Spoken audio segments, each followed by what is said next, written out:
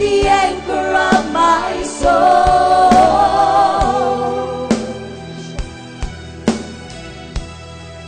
Where there seems to be no way, you make it possible. You are the Prince of Peace. Amidst adversity, my lips will shout for joy to you, the Most High. Oh, yes. Come on, brothers and sisters, you can shout unto the Lord. Whatever is in your heart, you can say it to God. Say it to God. He's listening.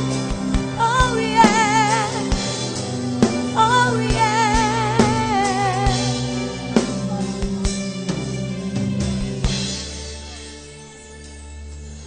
And through the storm, yet I will praise you despite it all. Yet I will sing through good or bad. Yet I will worship, for you remain the same, King of Kings. You're the King of Kings. You are the voice of hope,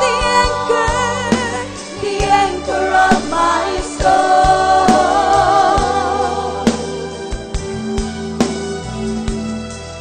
Where there seems to be no way, you make it possible. Yes, Lord, you are the Prince of Peace. Amidst adversity, my lips will shout for joy to you, the Most High. Oh, yes, you are the voice of hope, the anchor of my soul.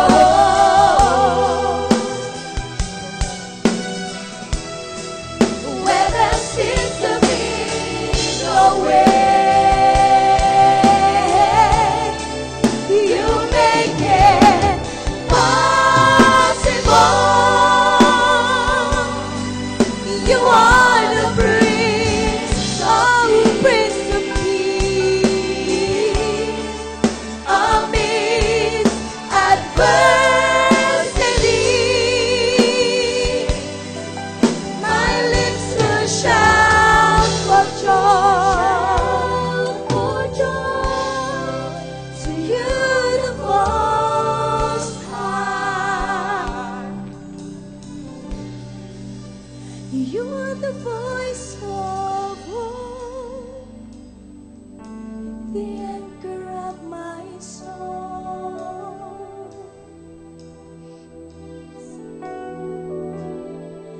Where there seems to be no way, you make it possible. You are the Prince of Peace. Amidst adversity,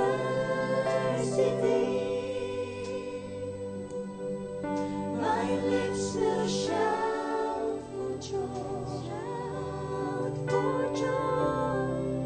to you, the Most High.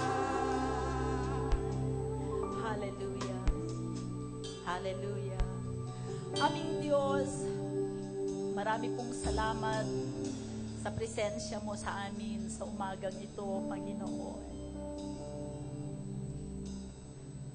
Salamat sa boses mo na nagbigay sa amin ng pag-asa. Sa aming mga pinagdadaanan, we feel like we are in a pit of darkness. Marami sa amin ang pakiramdam ay nasa, Lord, sa mangin ng madilim. But Father, we thank you for your voice that gives us hope and that gives us light, O God. Sa umagang ito, aming Ama, alam ko, kinakatagpo mo ang mga anak mo ngayon, O God. Dalangin ko ang comfort mo sa bawat isa. At salamat po sapagkat ikaw ay Diyos na puspos ng pag-ibig sa bawat isa sa amin. At Lord, ang kapangyarihan mo ay kayang-kaya mo kami, Panginoon, na hilain, paangat, paakyat, mula sa madilim na lugar na yan, O God.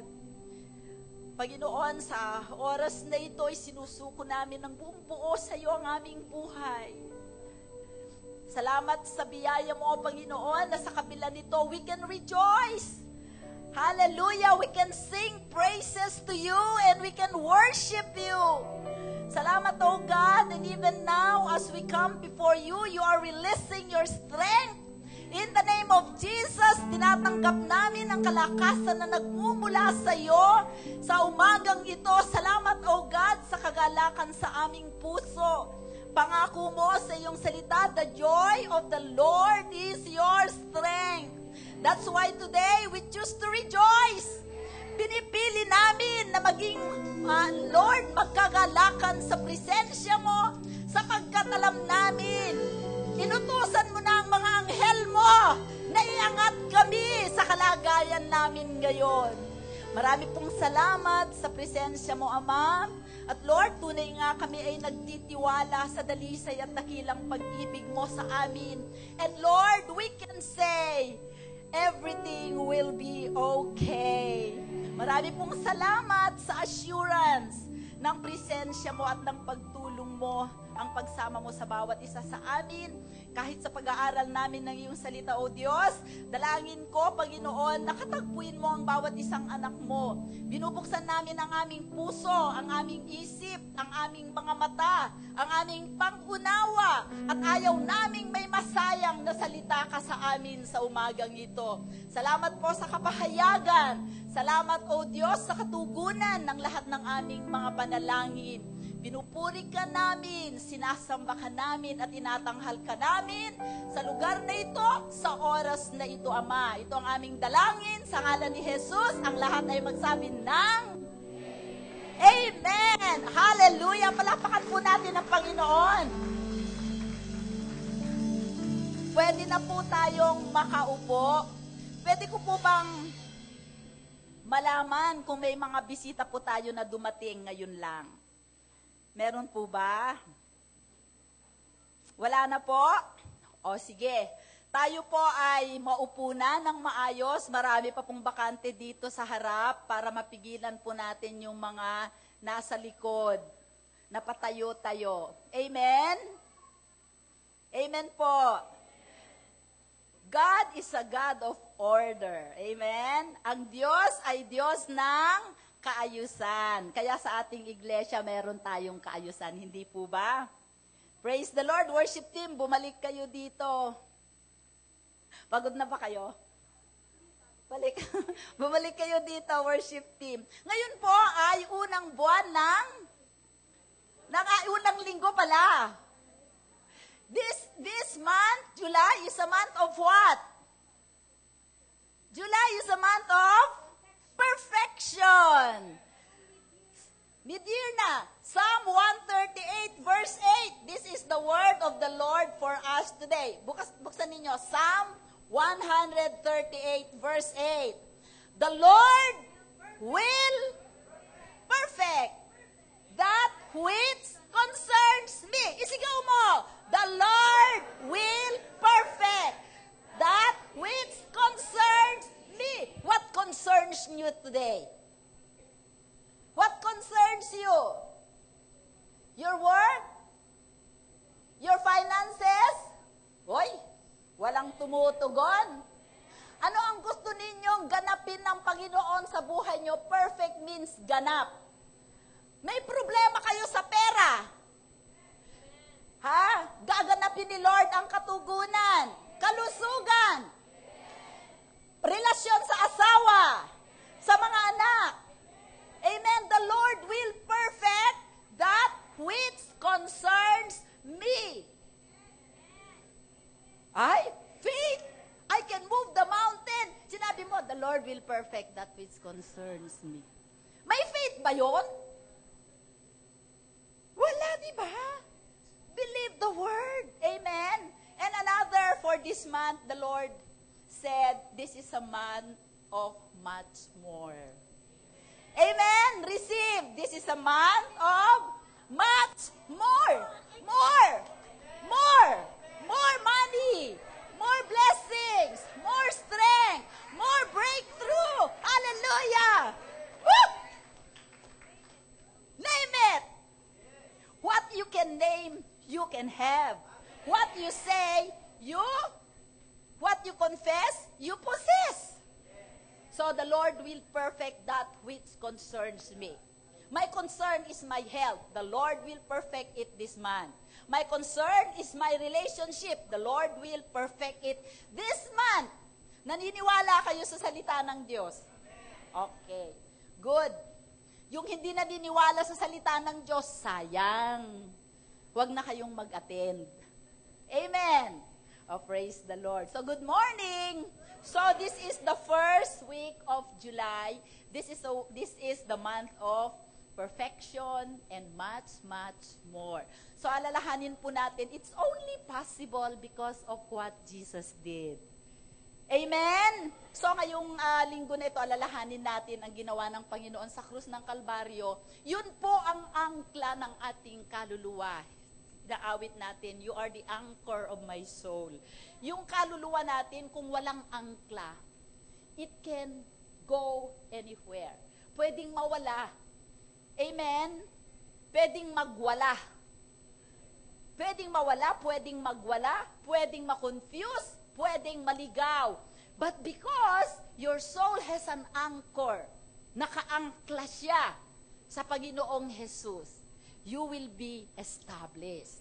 So ikaw ay mapapatatag.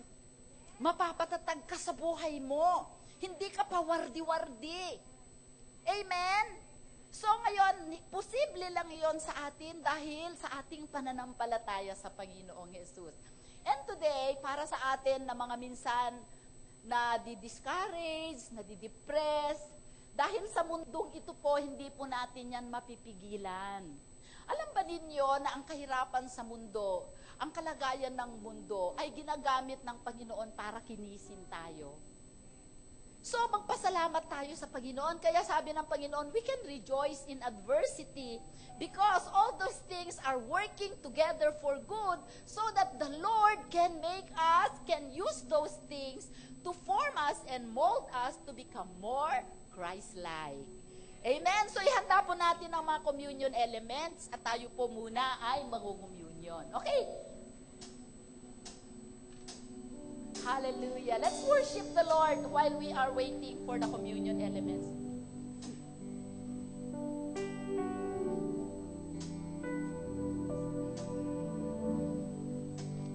Thank you for the cross, Lord.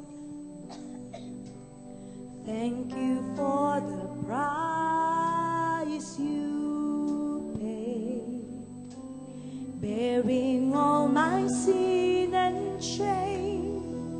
In love you came and gave amazing grace. Thank you for this love, Lord. Thank you for the nail-pierced hands.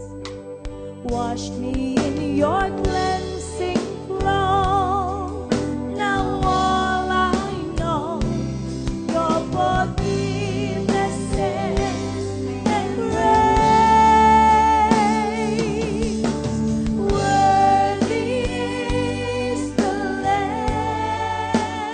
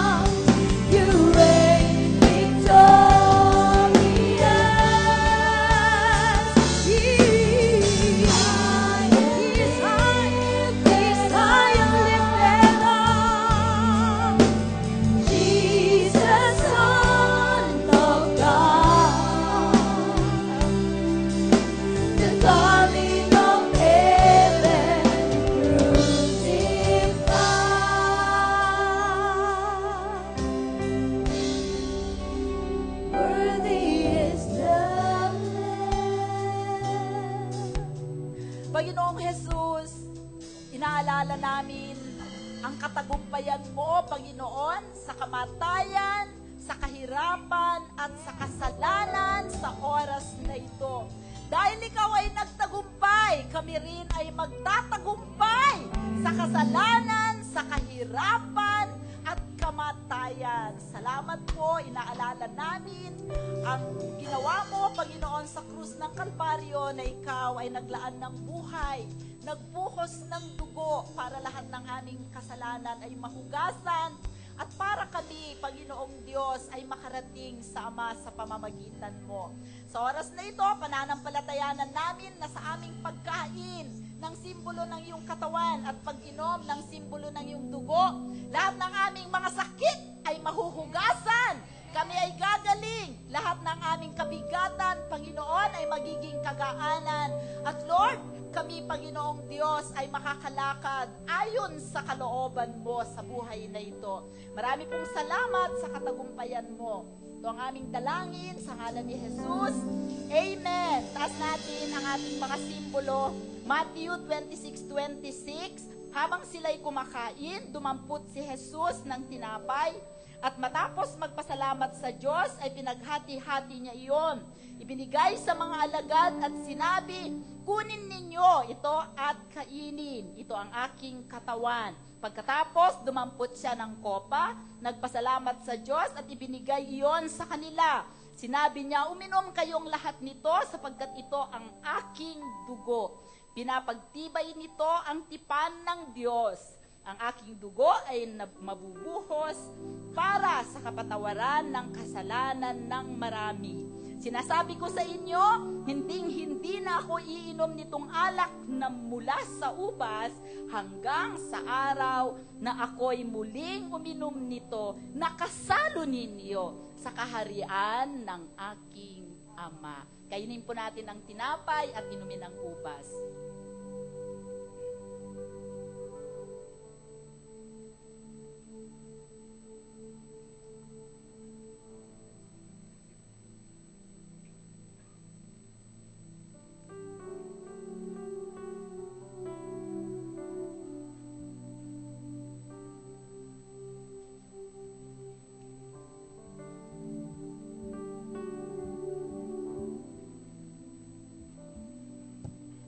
Panginoon, tinatanggap po namin, O Diyos, ang tinapos mong trabaho sa krus ng Kalbaryo.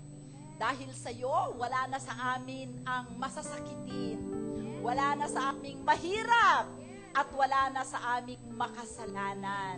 Salamat po sa kaligtasan na kaloob mo dahil sa ginawa mong pag-aalay ng buhay sa krus ng Kalbaryo. We will forever be grateful, O God, for what you have done at the cross. We thank you, Lamb of God. Ito ang aming dalangin sa pangalan mo, Jesus. Amen. Palakpakan po natin ang Panginoon. Hallelujah. Pwede na po tayong makaupo. Are you ready for the word? Are you ready? Hallelujah. Ano ba ang pinag-aaralan natin? Sige nga, Tess. Ano? Becoming more Christ-like. Maganda siguro kung ang service ay interactive, para malaman natin kung sino yung mga nakinig at sino yung hindi nakinig. Amen? Ano ang pangunahing layunin ng Panginoon sa kanyang mga anak? Ano ang pangunahin? The chief purpose of God for His people. Uy! 100 si Meng, to be Christ-like. Amen? So, tignan natin ang ating slide. So, tayo po ay nagpapatuloy sa serye ng ating pag-aaral. Sabi po sa Romans 8:29, sige sister, sa Romans 8:29, the believer's chief purpose is to be Christ-like. Sabi po yan sa Romans 8:29, those he foreknew, he also predestined to be conformed to the image of His Son.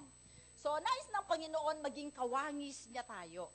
At nais niya maging katulad niya tayo. Amen? Next slide. Sabi niya, ngayon, sige, huwag muna yan. Kung paano tayo magiging katulad ng ating Panginoong Jesus? Ano ang dapat nating gawin? Sabi natin, to become Christ-like, first we have to possess the mind of Christ. Amen? Kailangan ang ating isip ay katulad kung paano tayo mag-isip, ay kung paano mag-isip ang ating Panginoong Jesus.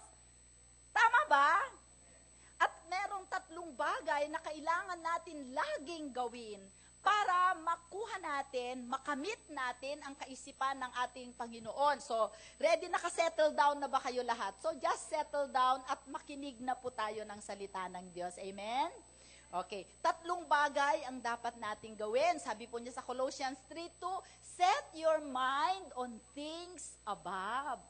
Nakita ko dun sa Facebook kahapon si Denzel Washington. Why do we, Denzel? Okay, basta ganun, pareho din yun. Bukol, Kohol, Bicol, pare-pareho, di ba? Denzel, pare-pareho lang yun. Okay, pagka tumatanda, okay. Why do we close our eyes when we pray, when we cry, di ba? When we sing, when we worship? Because the things that are not seen are more real than the things that are seen. Mas totoo ang mga bagay na hindi nakikita kaysa bagay na hindi nakikita, katulad ng pananampalataya. Nakikita mo ba ang pananampalataya? Ang nakikita mo ay yung problema na kailangan mong ilagay ang iyong pananampalataya, di ba?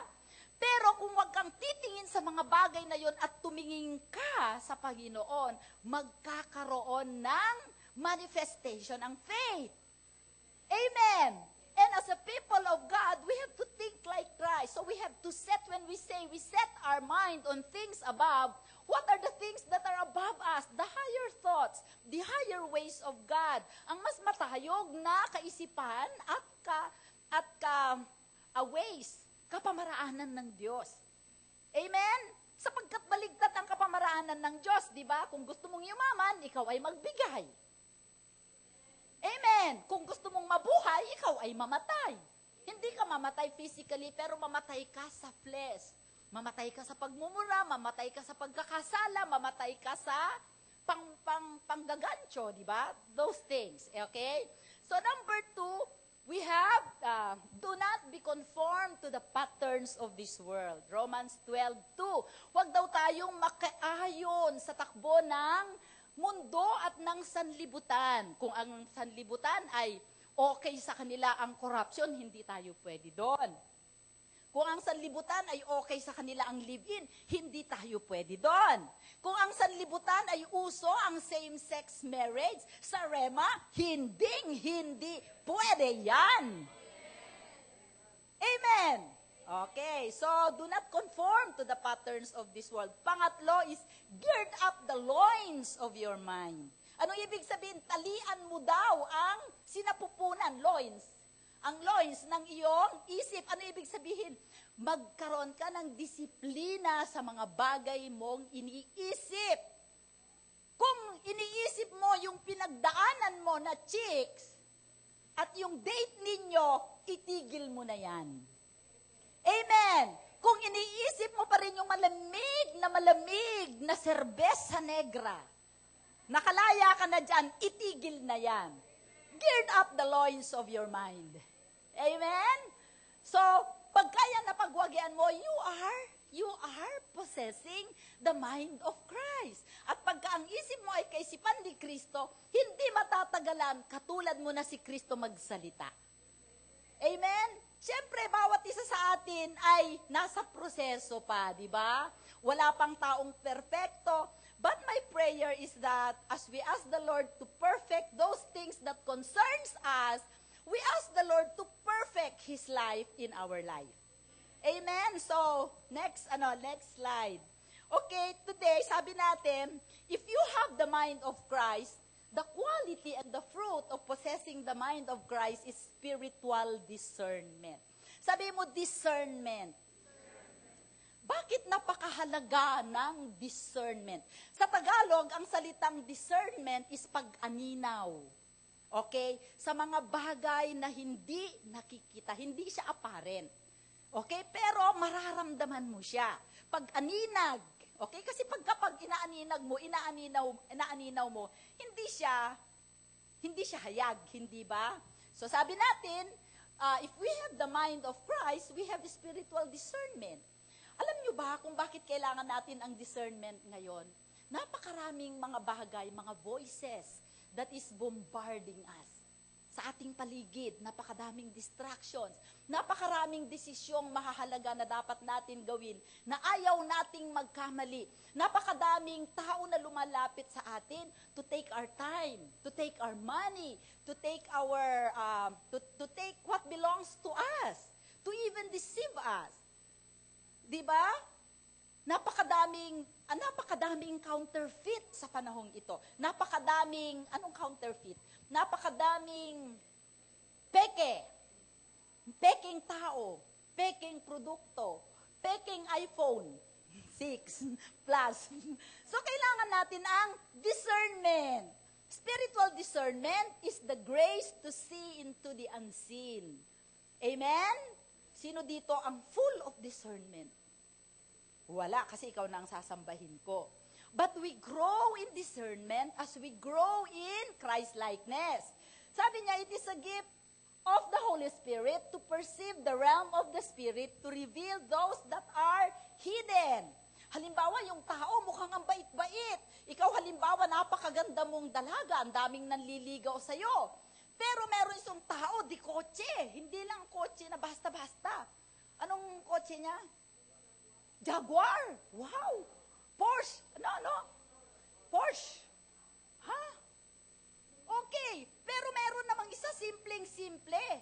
Paano mo ngayon madidiscern kung sino doon ang padala ni Lord at sino ang padala ni Satanas? Oh, may padala si Satanas. Always.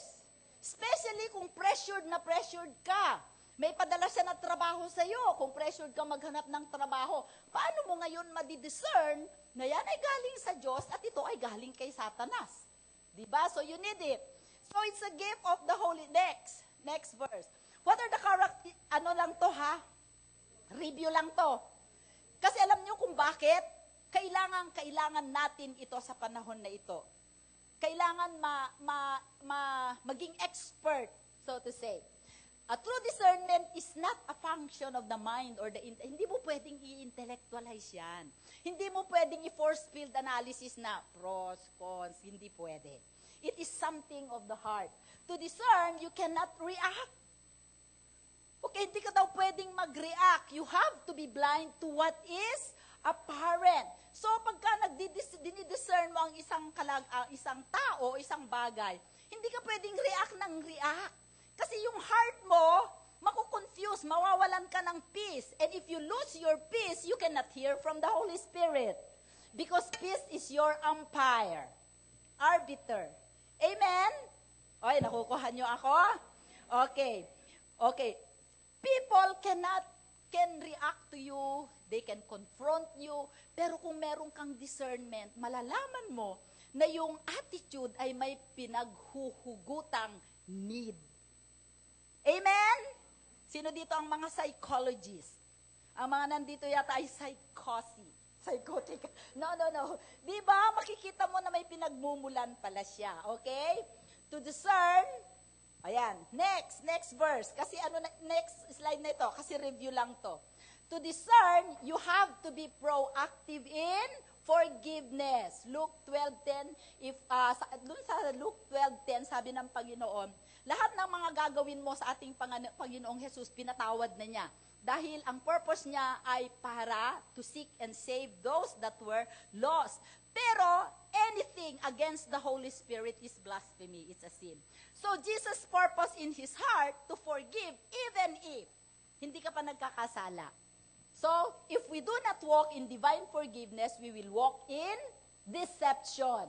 We will presume we have discernment when in truth we are seeing through the veil of a critical spirit. Okay? Number 4, to discern, you cannot judge unrighteously. Okay. Last Sunday, kasi sabi natin, to discern, you cannot judge. Sabi po sa Matthew 7 verse 1, sabi niya, judge not so that you will not be judged. Pero sabi po sa John 7:24, Do not judge according to appearances, but judge with righteous judgment. So,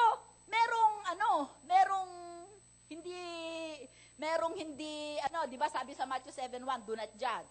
Sabi naman sa John 7:24, judge with the righteous judgment. So today, marami kasi sa mga cell group nagtatanong, Pastora, hindi na ba tayo mag-judge? Hindi na natin kailangang mag-judge. Hindi sinabi ng Panginoon, hindi tayo mag-isip. Hindi rin niya sinabi, hindi tayo mag-discern. Hindi rin sinabi ng Panginoon na hindi tayo mag-judge o humatol. Kasi kailangan din ang paghatol. But we have to judge righteously. So today, magko-focus lang ako sa dalawang bagay. Tignan muna natin yung next na verse. To discern rightly, you have to be compassionate or merciful. Okay. Dito ako sa dalawang ito magpo-focus sa umagang ito. I hope I will have the time to finish this. Okay, so next, sabi po dun sa discernment. Matthew 12:7-8, but if you had known what this means, I desire mercy and not sacrifice, you would not have condemned the guiltless. Yun ang text natin mamaya, but in the meantime, let us discuss what is forbidden judgment and what is commanded judgment. Sabi sa John 7:24, the Lord commanded us to judge righteously. Amen? Okay, so let's go. Number 1, what is forbidden judgment? So basahin natin ng sabay-sabay. Forbidden judgment is judging according to appearances. Ang nakikita mo lang ay nasa labas. Okay? It is judging on the basis of insufficient, superficial information that can be deceptive. Number 3, judging based on personal opinions, unsubstantiated suspicions, critical and fault-finding spirit. Example. Nag-iisip ako ng example kagabi. Isang araw, sumakay ako sa isang bus. Hindi siya, noong panahon namin, hindi pa masyadong ganun kasiksik, wala pang MRT ang mga buses. Sino nakaalala dito sa inyo ng Marikina Auto Line, na yung mababa? Marikina Auto Line, di ba? Parang malaki pati yung bus, di ba? Merong pumasok na mag-aama sila. Tapos yung tatay, naupo lang dun sa isang tabi, nakaganyan lang. Tapos yung mga anak niya, napaka-unruly. Meron silang kasamang binatilyo na mukhang tito ng mga bata. Okay? So, unruly yung mga bata, nag-aaway sila kung ano-anong ginagawa nila. Tapos, syempre, nai-irritate yung mga tao. Sabi niya, pambihira naman tong tatay na to. Nanggugulo yung mga anak niya, hindi man lang niya inaawat. Amen? Napaka-unruly nila, napaka-rude nila.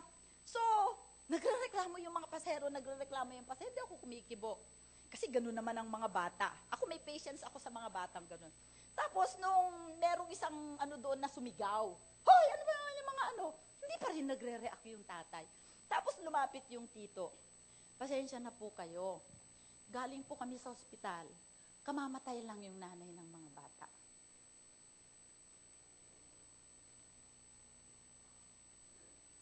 So what do you expect dun sa tatay? That is judging unrighteously. Pabira ng tatay ito, ang ginagawa sa mga anak. Yung mga batang to, ganon. Di ba ginudge mo na, hindi mo alam na that moment na pag-akyat nila sa bus, iniwanan nila sa morgue yung bangkay ng asawa at nanay. Example. So kaya minsan kailangan mag-ingat tayo. Because the way we judge, we will be also judged. The measure we judge other people, it will be judged back to us. Claro, I get the point. Sige, next. So, yun ang ibig sabihin ng forbidden judgment. Matthew 7:1-2, judge not that you be not judged. For with what judgment you judge, you will be judged. And with the measure you use it, it will be measured back to you. Give and it will come back to you. Good measure, pressed down, shaken together, running over. Amen? Yun lang ibig sabihin niya. Next. Romans 2:1-3. Nasa forbidden judgment pa rin tayo, di ba? So, basahin natin, therefore, you are inexcusable, O man. Forever you are who judge, for in whatever you judge another, you condemn yourself. For you who judge practice the same things.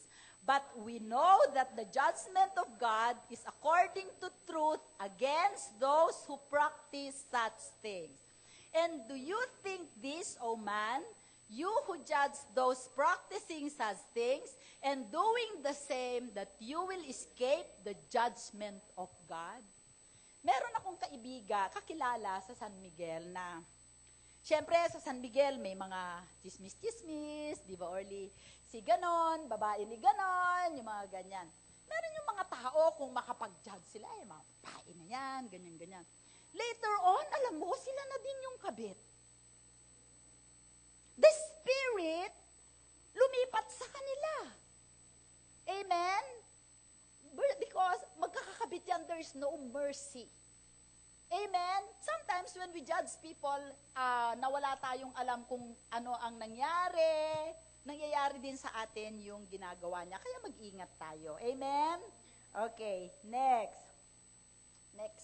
Bilisan lang natin. Romans 14, 1 to 4.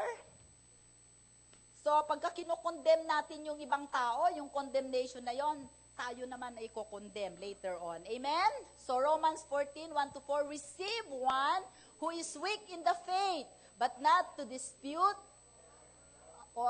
over doubtful things. For one believes he may eat all things, but he who is weak, eat only vegetables. Stop.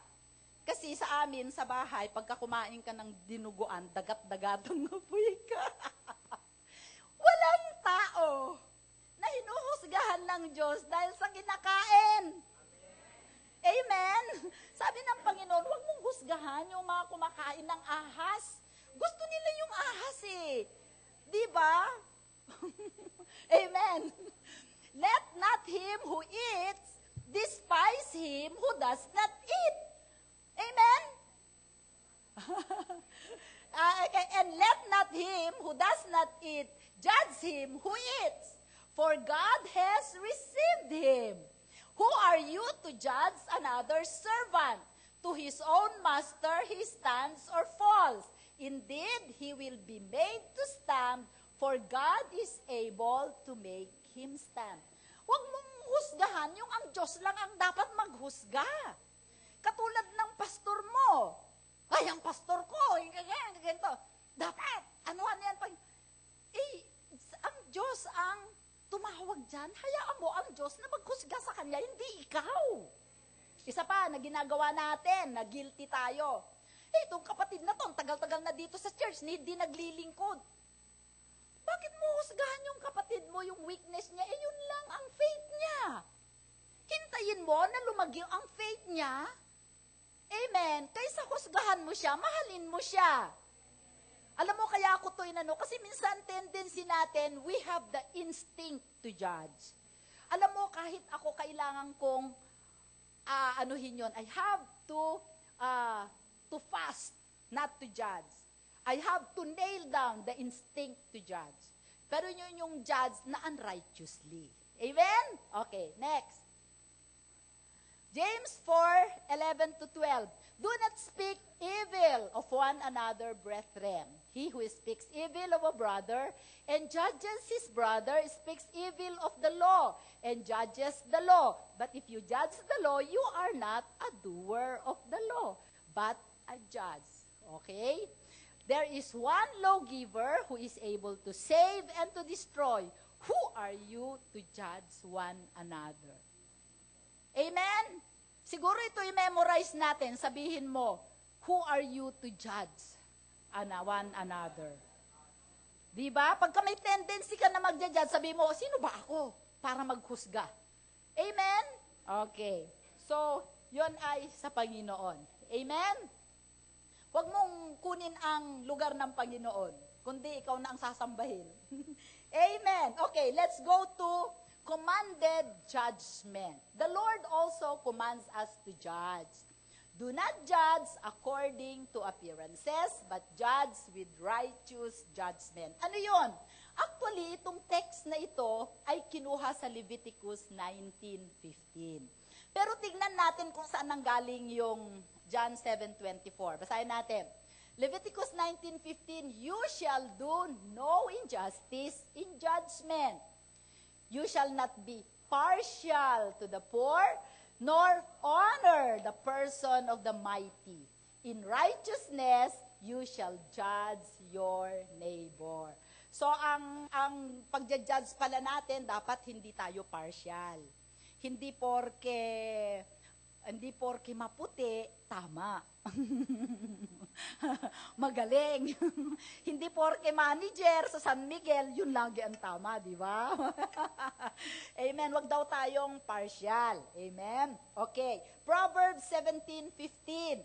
Sabi niya, he who justifies the wicked and he who condemns the just, both of them alike are an abomination to the Lord.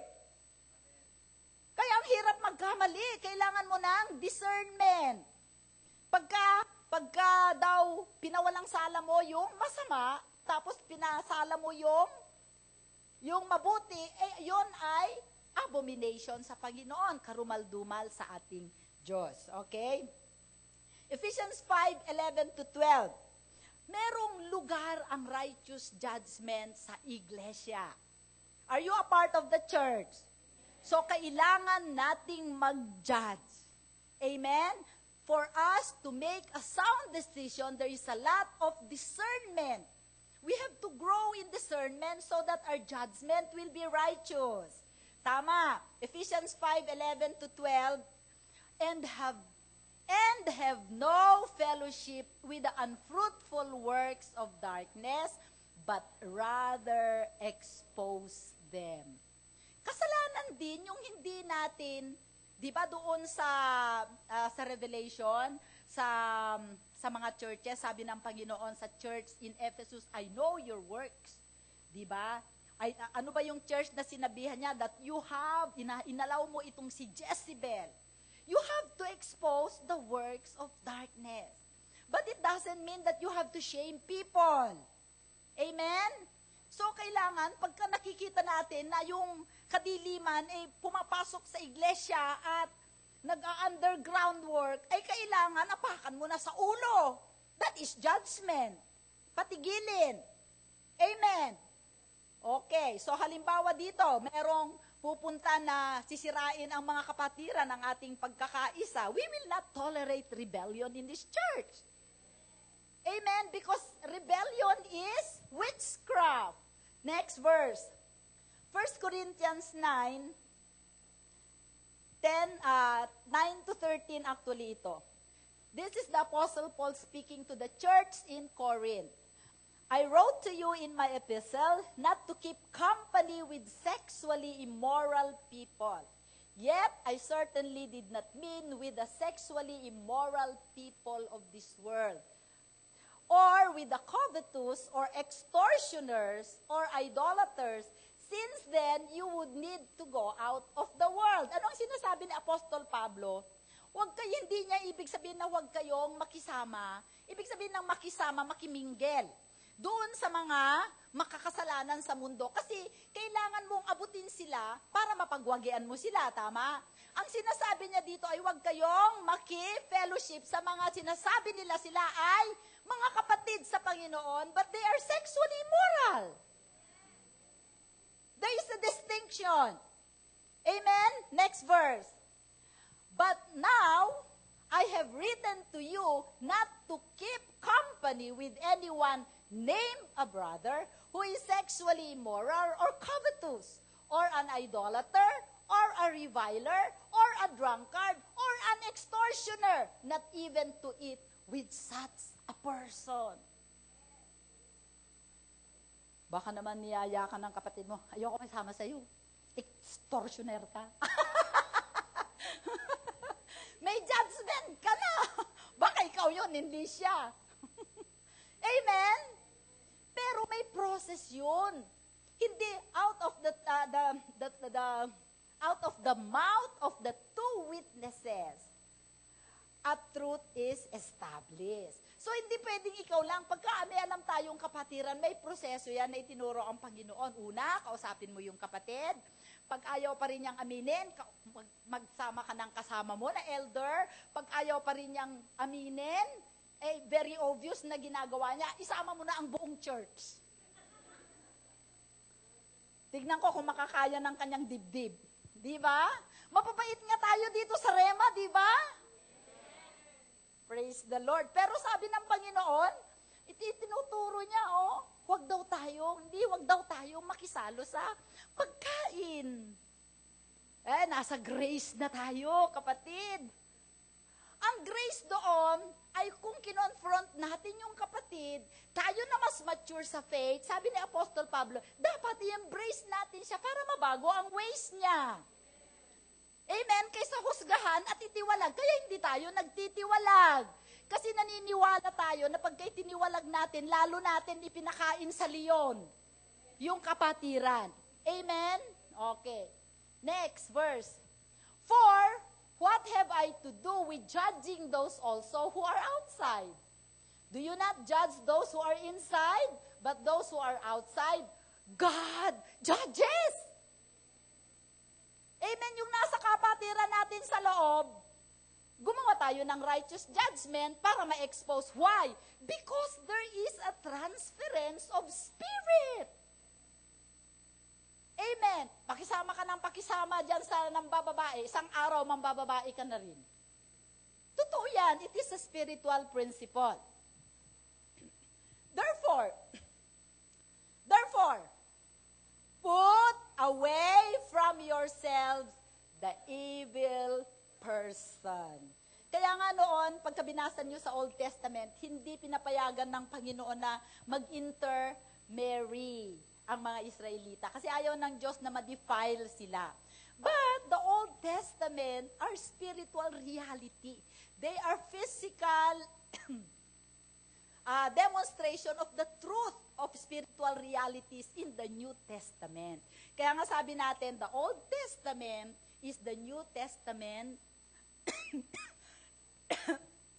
Ano yan? The New Testament is the Old Testament revealed. The Old Testament is the New Testament veiled. Amen? Concealed. Amen. Next. Inom muna pag may time. Okay. 1 Corinthians 6, 1-3. Sige, basahin.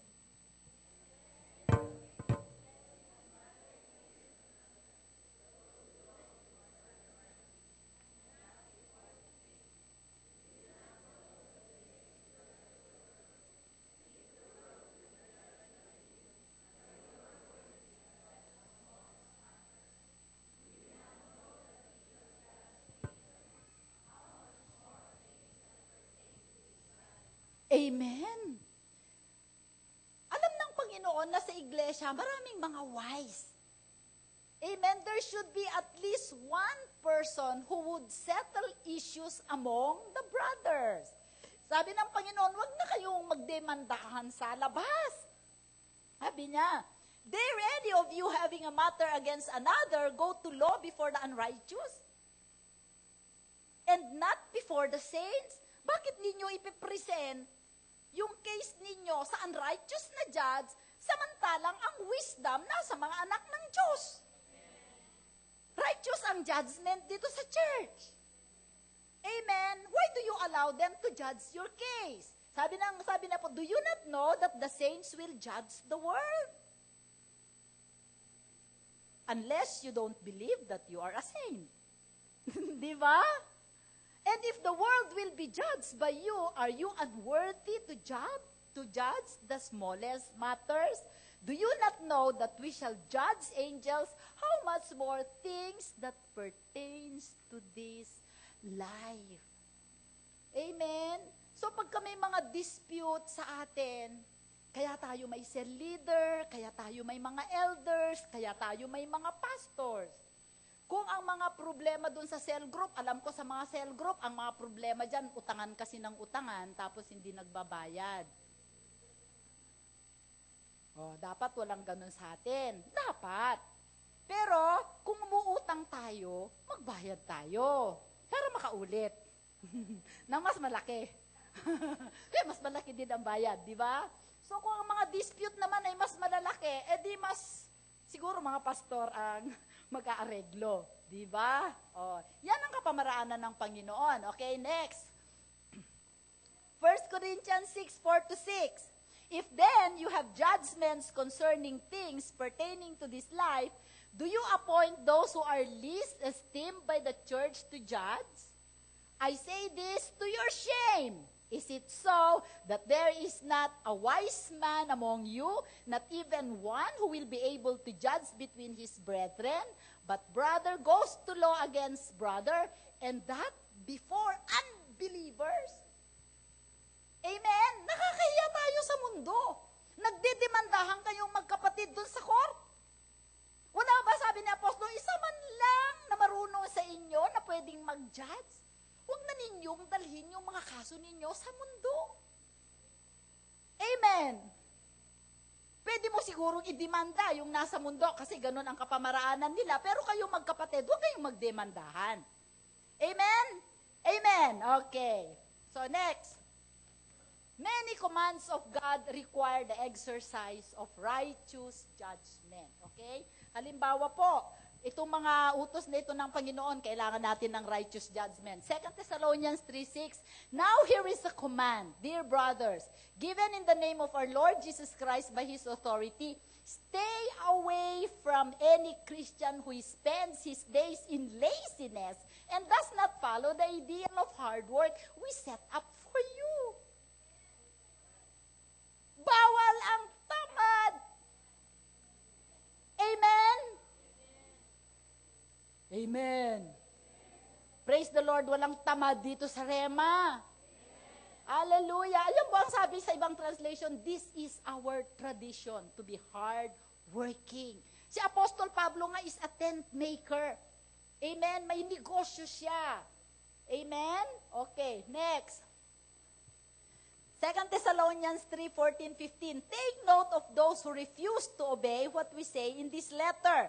Stay away from them so they will be ashamed. Huwag niyo siyang ipahiya. Yung siya mismo naman ay makadama ng mapapahiya siya. Paano, pastora, kung super kapal? Hindi, ipag-pray mo. Yan. Don't think of them as enemies, but warn them as you would a brother or sister. Meron tayong gawin. Ano daw? Bigyan natin sila ng babala. Amen? Next. Romans 16:17. Now I urge you, brethren, note those who cause divisions and offenses, contrary to the doctrine which you learn, and avoid them. Yun, yung mga nagkikreate ng division. Yung mga pinagpagpalpalutan na leaders. Naintindihan nyo? Pinagsasabong ang mga leaders. Umalis daw kayo doon, wag ninyo silang makisama. For those who are such do not serve our Lord Jesus Christ, but their own belly, and by smooth words and flattering speech deceive the hearts of the simple. Klaro ba sa atin yon? Hindi na natin kailangang i-explain. Amen? Next. Characters, ba't nandyan na tayo? Okay. So, tapos na, wag muna yan. So, tapos na tayo doon, brothers and sisters. Hindi porke sinabi sa Matthew 7:1 na do not judge, hindi tayo totally magja-judge. Kailangan natin a lot of things we need to make a decision on. And in that case, we are actually judging, but we have to make righteous judgment. Amen? So there is a forbidden judgment and there is a commanded judgment. At alam natin yon. So, klaro na tayo sa area na yon. Now, as we develop spiritual discernment, may isang bagay na kailangan tayong maging conscious. Sabi dito sa next na verse, to discern, we have to discern rightly, you have to be compassionate. Amen? Kasi kung halimbawa yung sinabi kong example kanina, na ginudge nila yung mag-anak, yung tatay at saka yung mga bata. Now, kung alam mo pala na ganon yung magkakaroon ka ng compassion. Compassion arises from your heart. Hindi po ba? Sabi po doon sa Matthew 12:7-8, gusto kong balikan natin yung text talaga niyan. Pupunta tayo sa 7-8, but if you had known what this means, I desire mercy and not sacrifice, you would not have condemned the guiltless. Ngayon, tignan natin ang place ng compassion sa discernment. Okay?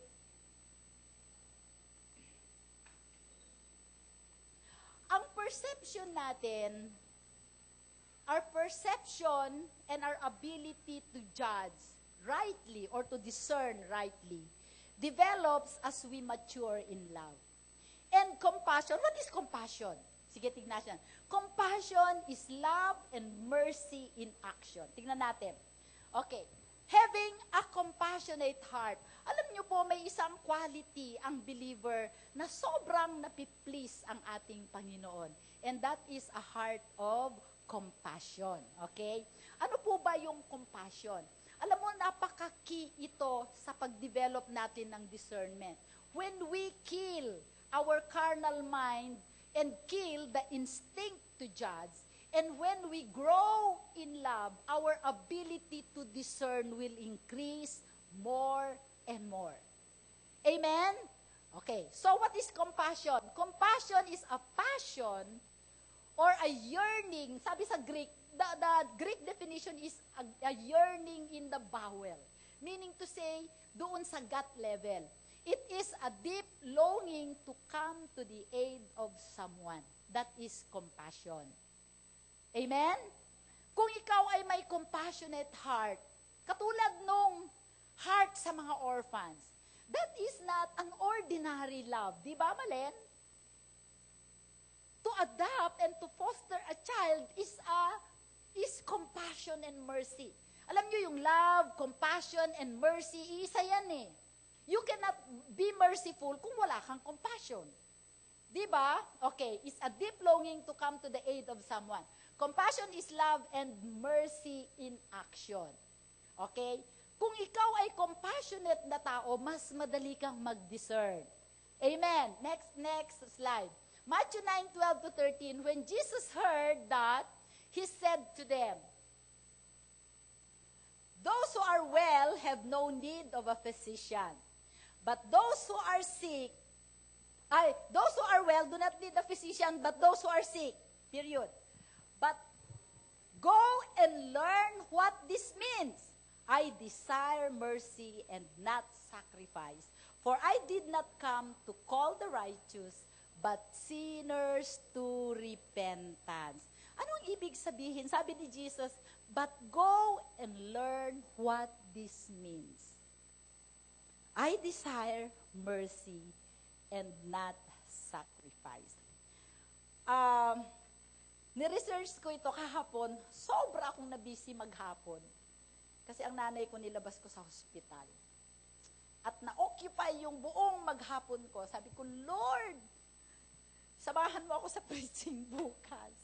Amen. Sabi dito, I desire compassion, I desire mercy and not sacrifice. Sometimes, a lot of us, may mga areas sa buhay natin na kailangan natin ng repentance. Di ba? For example, as Christians, we have a certain standard of living. Tama? If we want to be Christ-like, our standard should be the holiness of God. You cannot be Christ-like kung hindi yun ang standard mo. And if you are pursuing the heart of God, and you are pursuing discernment, sabi sa Bible, blessed are the pure in heart, for they will see God. And for you to discern, you have to be seeing God, or you have to be at least hearing God. And God can only speak to a pure heart. Tama.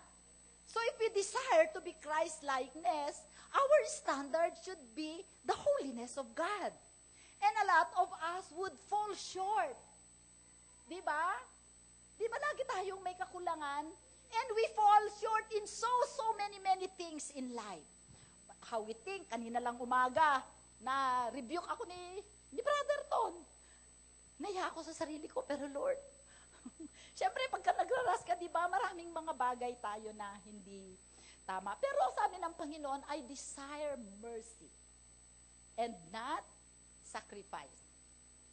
Pagka tinitingnan natin ang buhay ng mga Pharisees, bakit kaya sila cruel? Bakit kaya sila hypocrite? Bakit kaya sila ano? Because deep inside them, there are obvious sins in their lives. But they are not asking God for mercy. They are not repenting. Para maapis yung konsyensya nila, what they do is they do religion. Tama? They do rituals. They go through the process of cleansing, but it's only on the external, the outward appearances, and it's not of the heart. In reality, they need the mercy of God. They need God to forgive them. They need to repent. But because their hearts are proud, kaya sabi ng Panginoon sa kanila, you brood of vipers, you are like whitewashed tomb, na merong patay dyan sa inyo, pero white kayo sa labas. So the Lord desires true repentance so that He can infuse His mercy. If we ask for mercy, we don't need rituals. Sabi natin, dun sa Matthew 7:1, Holy Spirit help me. Sabi niya, why are you bothered with the speck in your brother's eye when you have a log in your own eye? That is judgmental spirit. Tinitingnan mo yung maliit na kasalanan ng kapatid mo, pero ikaw ang laki-laki ng lag sa mata mo. So, alisin mo muna yung lag sa mata mo, and the process of removing the lag in your eyes is repentance. That's why you cannot discern what God is doing. That's why you cannot hear what God is saying, because that lag is putting a veil in your heart that you cannot see. Hindi mo makuha yung direction ng Panginoon. Amen? So kung ang standard natin ay Christ-like, ang dami sa atin, kailangan natin yung mga bagay na i-repent sa buhay natin. Okay? Isang verse na tignan natin yung mga isinulat ko, I hope. It's not bad for you to know what's wrong with you. Hindi masama na malaman mo kung ano yung mga mali sa'yo, kung ang standard mo ay ang Panginoong Jesus. What's wrong is to be trapped into this deception of not repenting for it. Right? Right. Kasi hindi alam ng taong na-deceive siya. Meron bang taong deceive na alam niya na deceive siya? Sasabihin niya hindi siya deceive. Amen? Until yung Panginoon, yung Holy Spirit,